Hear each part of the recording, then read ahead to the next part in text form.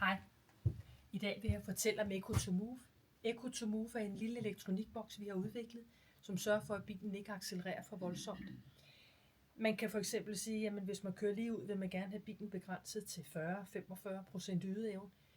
Når man bakker måske til 25, så kan man sætte en ophævning på, så når man kører måske 40, 45 eller 50 km i timen, så bliver den ophævet, og så kører bilen helt normalt.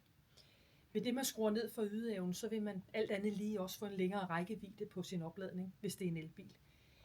Man kan også tilføje en topbegrænser, så hvis man vil have, at bilerne ikke skal kunne køre mere end måske 110, 120, 130 km i timen, så kan man sætte en topbegrænsning på også.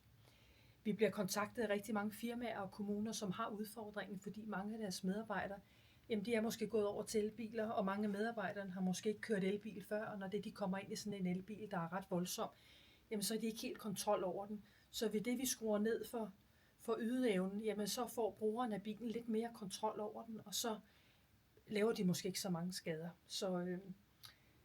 Så har I samme udfordringer, så giv os et ring, og så sidder vi klar til at hjælpe jer på 43 44 88 11. God dag. Hej.